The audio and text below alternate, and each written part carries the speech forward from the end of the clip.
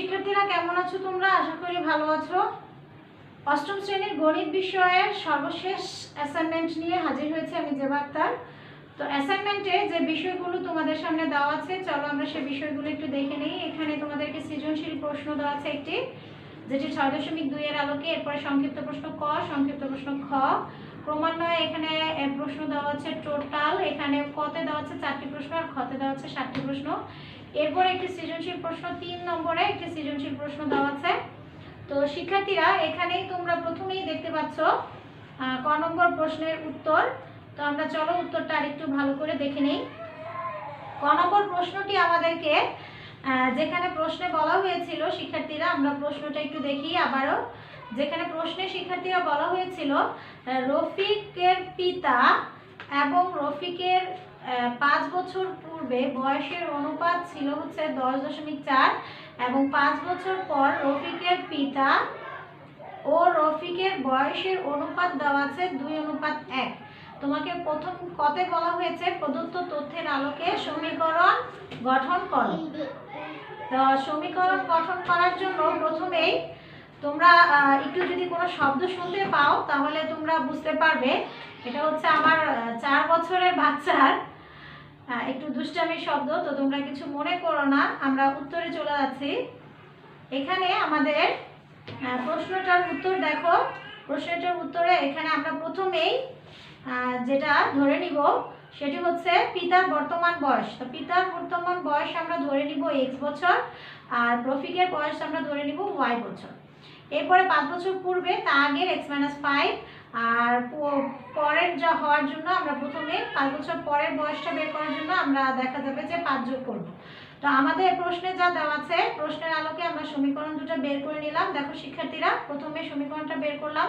যেহেতু অনুপাত x-5 আর y-5 এর অনুপাত হচ্ছে 10:4, 10:4 এর অনুপাত হবে x-5 divided by y-5 divided by 10/4। এরপরে আড়াআড়ি গুণ করে আড়াআড়ি গুণ করার পর যোগ বিয়োগ করলে সমীকরণ দাঁড়াচ্ছে 2x-5y -15। আর 5 বছর পরে পিতার পুত্রের বয়স বের করে আমরা সমীকরণ পুনরায় একের মতো বের করলাম, যেখানে আমাদের সমীকরণটা অনুপাতকে আমরা ভগ্নাংশ আকারে প্রকাশ করতে পারি। সেই ভগ্নাংশ আকারে আমরা প্রকাশ করলাম x+5 ডিভাইডেড বাই y+5 2/1। তারপরে আমরা আড়াআড়ি গুণ করলাম x-2y 5। সমীকরণ দুটি আমরা কিন্তু কতে পেয়ে গেলাম। খতে বলা হয়েছে শিক্ষার্থীরা প্রতিস্থাপন পদ্ধতিতে তোমাকে এটা কি করতে সমাধান করতে। তো প্রতিস্থাপন পদ্ধতিতে তুমি যখন সমাধান করবে তখন আমরা জানি প্রতিস্থাপন পদ্ধতিতে সমাধান করার নিয়ম হচ্ছে তোমাকে আগে সমীকরণ দুটি লিখে নিতে হবে। তো সমীকরণ দুটি লেখার পর দেখো শিক্ষার্থীরা সমীকরণ দুটি লেখার পর x-2y -15 যেটা আমরা কতে পেয়েছিলাম x-2y 5, 1 আর 2 আমরা এখানে 2 নং হতে পাই। x-2y 5, x কে এই পাশে রেখে আমরা y কে এই পাশে নিয়ে যাব, তাহলে আমাদের রেজাল্টটা হবে x + 5y x + 5y x = 5 + 2y আমরা পেলাম। পাওয়ার পরে আমাদের যে মানটা চলে আসলো সেই মানটাকে এই যে এখানে আমরা যে মানটা পেয়েছি এই মানটাকে আমরা নিয়ে কোথায় বসাবো শিক্ষার্থীরা? এখানে, অর্থাৎ x এর জায়গায় বসাবো। তাহলে অবস্থাটা দাঁড়াচ্ছে কি 2 × 5 + 2y -5y। 2 দিয়ে সংখ্যাটাকে আমরা গুণ করে দিব। 2 দিয়ে আমরা যদি সংখ্যাটাকে গুণ করে দেই তাহলে দেখো শিক্ষার্থীরা 2 দিয়ে গুণ করে দিলে আমাদের মানটা কি বের হচ্ছে? মানটা বের হচ্ছে 10 × হচ্ছে +4y -5y 15। তারপরে আমরা ধারাবাহিকলি অঙ্ক করলে y এর মান পেয়ে যাব 25। y এর যে মানটা আমরা পাবো y এর মান 25, এই 25 নিয়ে আমরা আবার এইখানে y এর এখানে মানটা বসাই দিব। বসাই দিলে দেখো মান বের হবে 5। 5 এ আর 25 এ গুণ করলে 25 × 2 = 50 আর 5 যোগ করে রেজাল্ট হয়ে দাঁড়াচ্ছে হচ্ছে 55 বছর। তাহলে শিক্ষার্থীরা আমরা কতে এখানে কিন্তু অলরেডি আলটিমেটলি রেজাল্টটা রফিকের আর পিতার বয়সটা আমরা পেয়ে গেলাম। এরপরে গতে যে প্রশ্নটা বলা হয়েছে সেই গ নম্বর প্রশ্নে কিন্তু শিক্ষার্থীরা আরো একটু তোমরা 6.2 এর যে অঙ্কগুলো করেছো সেখান থেকে তোমরা শিখে ফেলেছো যে গ্রাফ কিভাবে করতে হয়।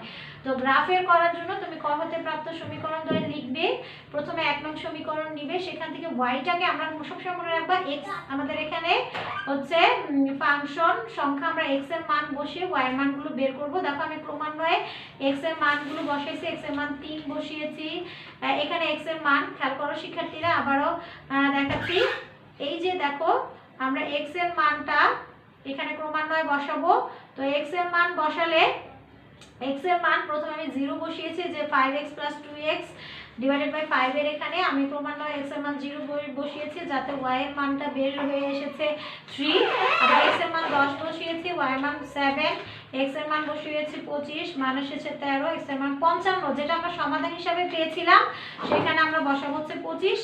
এটা হচ্ছে আমাদের ছক নাম্বার 1। সেম একভাবে সমীকরণ 2 নিবে, x = -2y = 5, -2y = 5 - x, 2y = x - 5, y = x - 5 divided by 2। Same একভাবে দেখো x এর মান তুমি এই সমীকরণেরই যেখানে দেখো আমি আবারও লিখে নিয়েছি সুবিধার জন্য।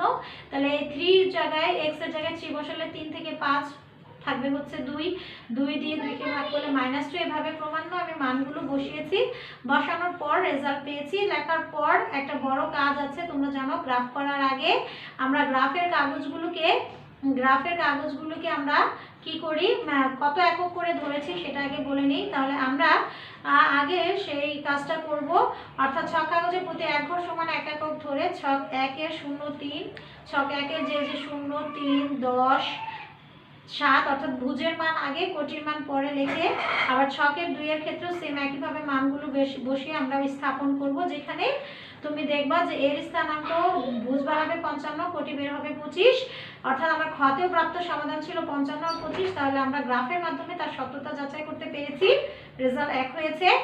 এখানে দেখো এই গ্রাফটা এইভাবে সুন্দর করে তোমরা আঁকবে, এইভাবে আঁকা আছে, তোমরা এই চিত্র মনিটরে যেভাবে দেখতে পাচ্ছ স্ক্রিনে সেভাবে তোমরা গ্রাফটা এঁকে দিলে হয়ে যাবে। এরপরে চলে যাই আমরা প্রমাণের সংক্ষিপ্ত প্রশ্নের উত্তরগুলোতে। সংক্ষিপ্ত প্রশ্ন ক, পিথাগোরাসের উপপাদ্য বিবৃত করো। তোমরা এটা জানো, সমকোণী ত্রিভুজের অতিভুজের উপর অঙ্কিত বর্গক্ষেত্রের ক্ষেত্রফল অপর দুই বাহুর উপর অঙ্কিত বর্গক্ষেত্রের ক্ষেত্রফলের সমান।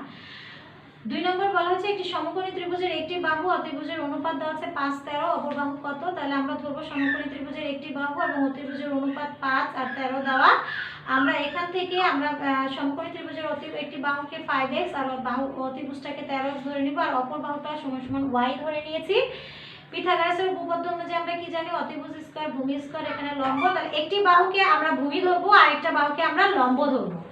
লম্ব ধরলে আমরা সেম একইভাবে 13x² থেকে 13 হচ্ছে 169x² প্লাস 25 25 5 এর বর্গ 25, তাহলে 169x² থেকে -25x² আমরা বিয়োগ করব, বের হবে 144x², আর y² রুট হয়ে দেখো হচ্ছে 12x। এখানে x হচ্ছে আমরা যেহেতু y ধরেছি, এখানে y এর জায়গায় তুমি এমন ধরতে পারো, y ধরতে পারো x। এখন দেখো সমকোণী ত্রিভুজ একটি বাহু 5x আরেকটি কত 13x, আর তাহলে y আরেকটি বাহু অপর বাহু y কত বের হয়েছে 12x। x গুলোকে বাদ দিয়ে দিলে তোমার অপর বাহুর একক হয়ে যাবে 12 একক। এরপরে পাশেই দেখো 3 নম্বর প্রশ্ন দেওয়া আছে, একটি ত্রিভুজের বাহুগুলোর অনুপাত 3, 5, 15 হলে সমকোণী ত্রিভুজ আঁকা যাবে কিনা। তাহলে সবচেয়ে বড় বাহুটা 5, 5 এর বর্গ 25, 3 এর বর্গ 9, 4 এর বর্গ 16, 9 আর 16 যোগ করলে 25 পাওয়া যায়। তাহলে দেখো এই 25 আর এই 25 মিলে গেছে, অর্থাৎ অতিভুজ স্কয়ার লম্ব স্কয়ার প্লাস ভূমি স্কয়ার সূত্রটি পিথাগোরাসের যে সূত্রটা ছিল সেই সূত্রকে সে পালন করেছে। তো শিক্ষার্থীরা তাহলে আমরা এখানে কি পেয়ে গেলাম, এই যে দেখো পিথাগোরাসের সূত্রটা মিলে যাওয়ার কারণে আমরা বলতে পারি যে তিনটি যে অনুপাত দেওয়া আছে সেই অনুপাত দিয়ে সমকোণী ত্রিভুজ আঁকা সম্ভব হয়ে যায়। তো এরপরে আমাকে একটি সমকোণী ত্রিভুজ ABC ত্রিভুজের বলা হয়েছে AB² = BC² + C² হলে কোনটি C কোণটিকে এক সমকোণ হবে কিনা। হ্যাঁ দেখো ত্রিভুজের এখানে আমরা C কোণটা হচ্ছে C কোণ সমান সমান এক সমকোণী হচ্ছে, কারণ AB²। তাহলে AB কে আমাকে কি ধরতে হবে, AB² সমান বলছে BC² + CA²। তাহলে আমাকে AB কে এটা অতিভুজ ধরতে হবে। তাহলে আমি চিত্রটা আঁকলাম, এই দেখো এখানে এঁকেছি আমি চিত্রটা A আর B কে অতিভুজ বরাবর আর অপর দুইটা বাহুর মধ্যে বিসি কে আমি বলেছি লম্ব আর এসিএ কে ধরেছি আমি ভূমি।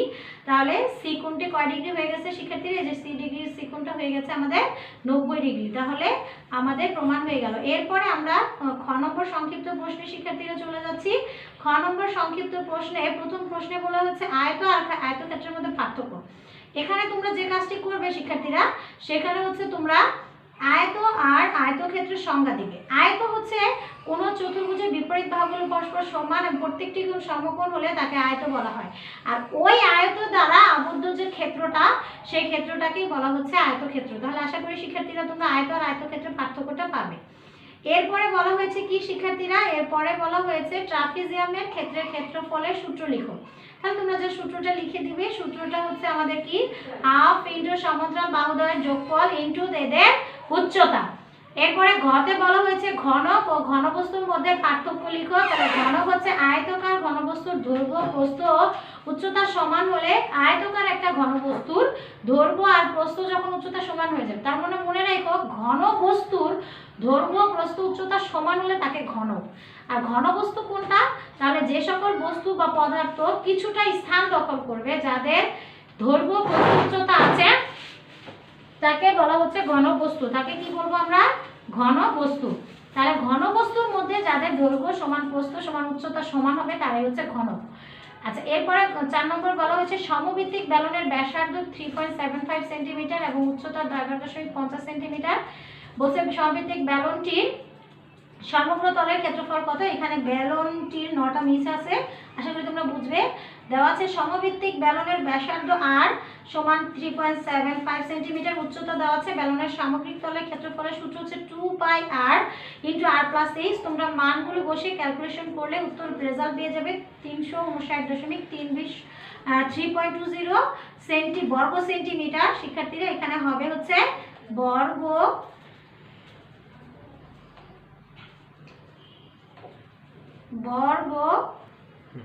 শিক্ষার্থীরা এখানে কিন্তু তোমরা একটু ঠিক করে লিখে নিবে যে এখানে হবে হচ্ছে, আমি নিচে লিখে দিচ্ছি, এখানে হবে হচ্ছে বর্গ সেন্টিমিটার। আমি লিখে দিচ্ছি একটু, এখানে আমরা লিখবো হচ্ছে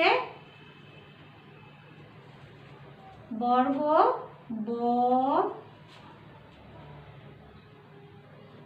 যদিও লেখাটা একটু কষ্টসাধ্য, তারপর আমি লিখে দেওয়ার চেষ্টা করছি।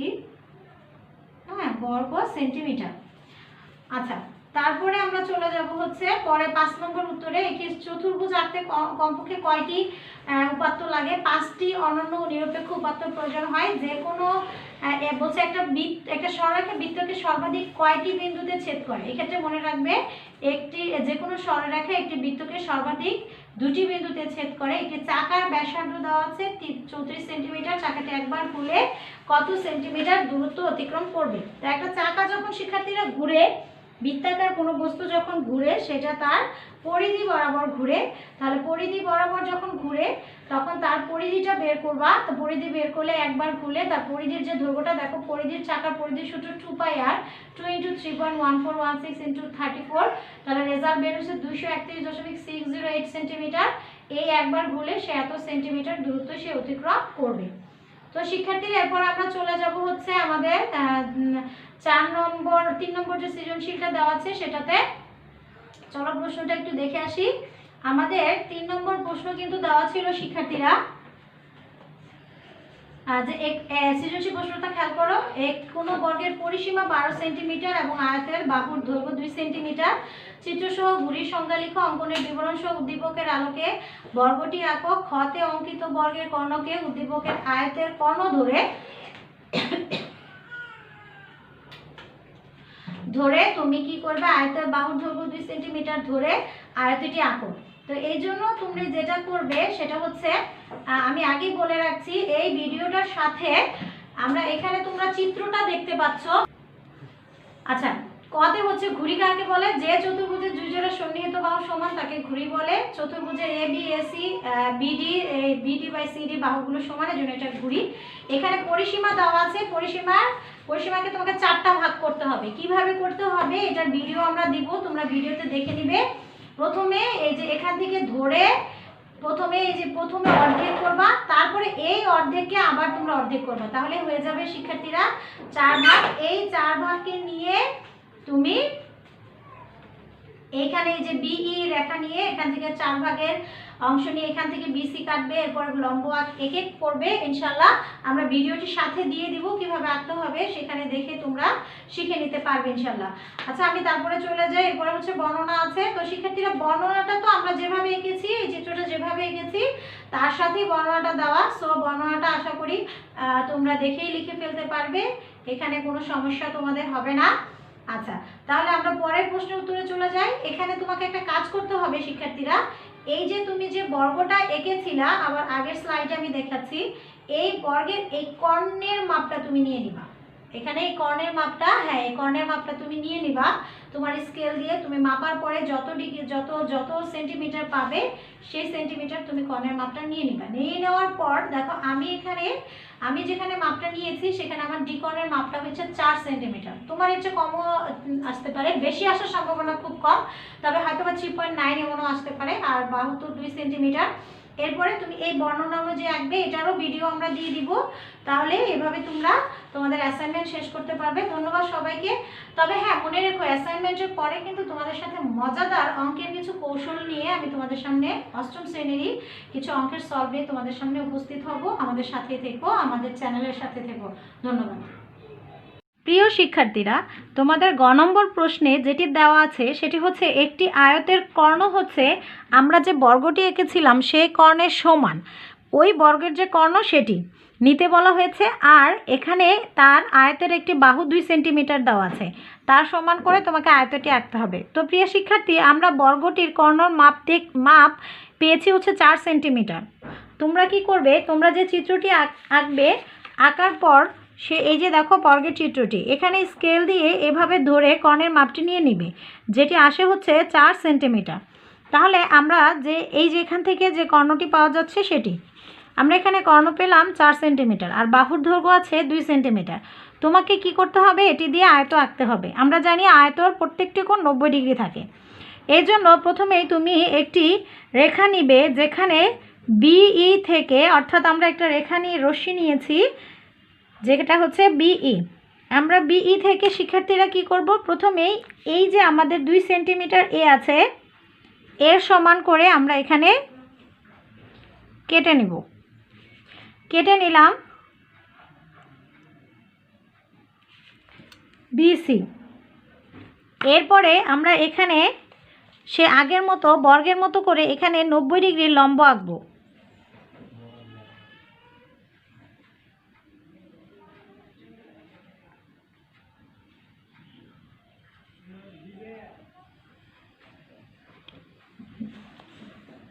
নব্বই ডিগ্রি তোমরা আঁকতে পারো, সেই নিয়ম অনুযায়ী 90 ডিগ্রি আঁকবে।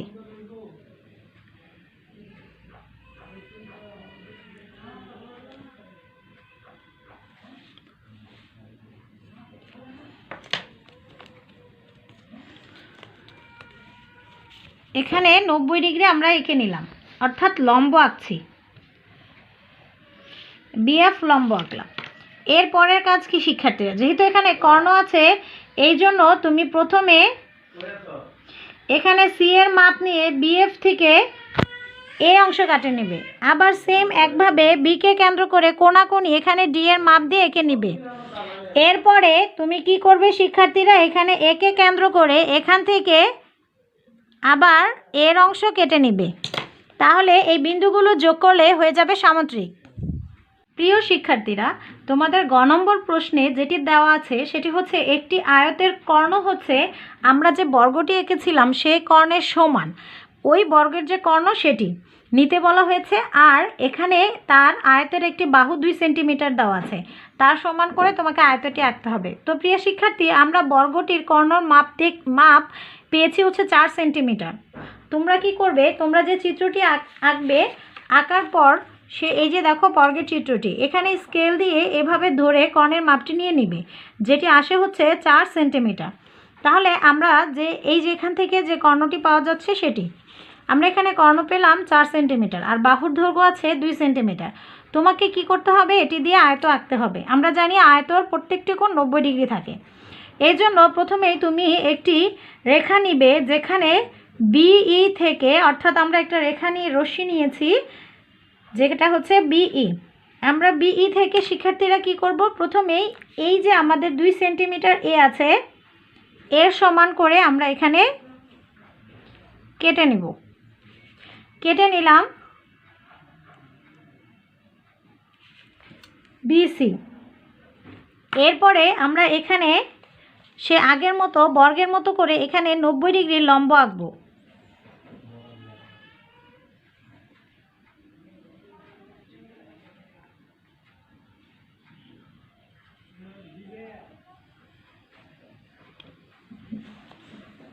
নব্বই ডিগ্রি তোমরা আঁকতে পারো, সেই নিয়ম অনুযায়ী 90 ডিগ্রি আঁকবে।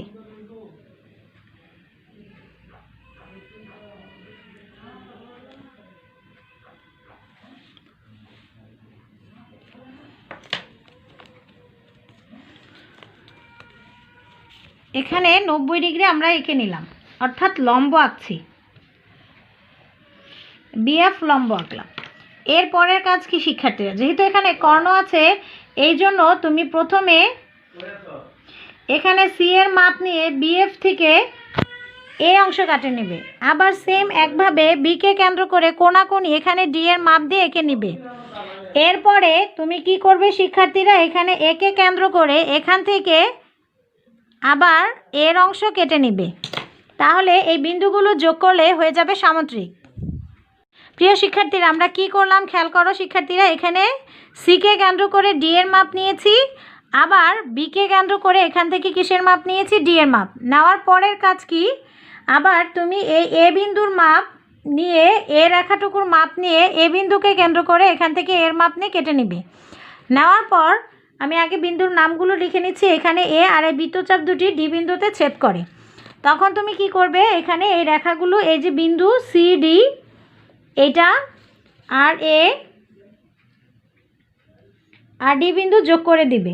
তাহলেই তোমার এ বি সি ডি যে আয়তক্ষেত্রটি আঁকতে বলা হয়েছে সেটি অঙ্কন হয়ে যাবে।